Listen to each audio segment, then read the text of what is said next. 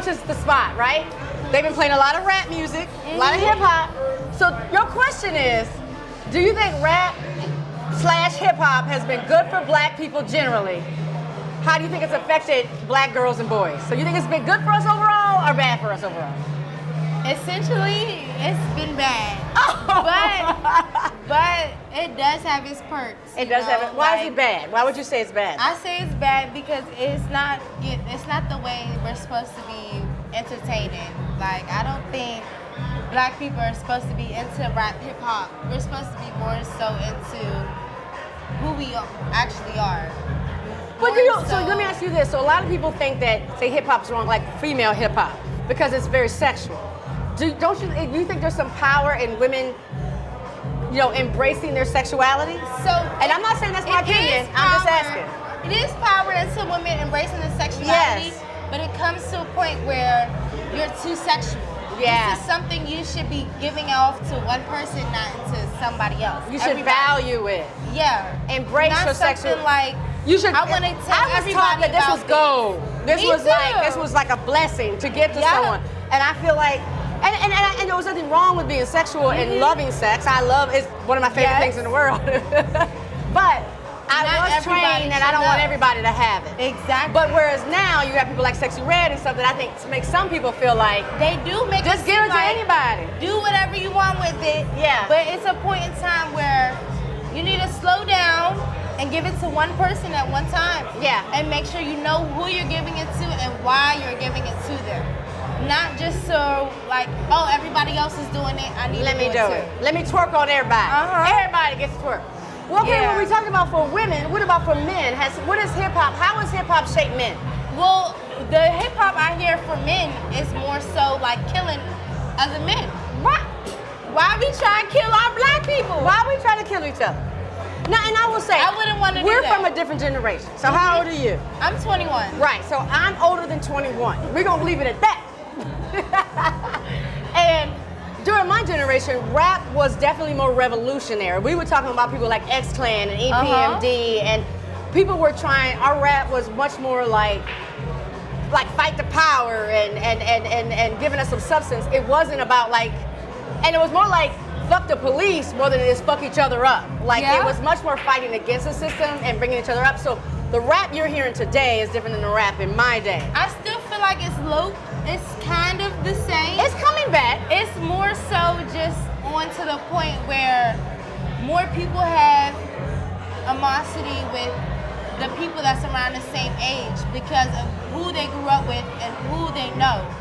So it's more so like, I'm gonna kill this person off because he don't like my person from 20 years ago. So they're rapping about that. Yeah. But I'm gonna tell you what, I have a couple friends that are rappers from my day, right? And what they told me is, when these young folks go and try to get contracts and deals with record companies, unless you are fulfilling the way they see us, like white people see us. And so unless you are talking about capping an N-word or capping a nigga, shooting a nigga, hating a nigga, or a woman talking about her punani and all it can do, you don't get a deal. So if you come and you are talking about self-love or talking about black power or something, that you can't get a deal. So they almost have to sell themselves out to be able to do it.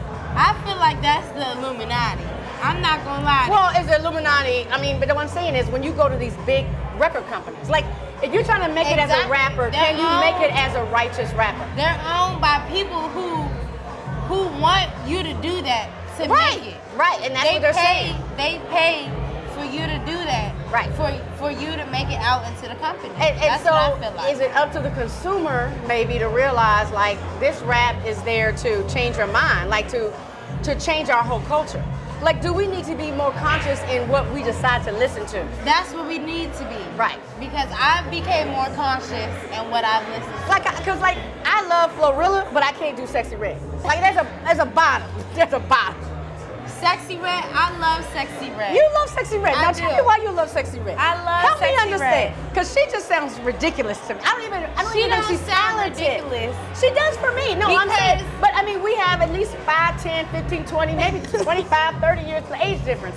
So tell me why.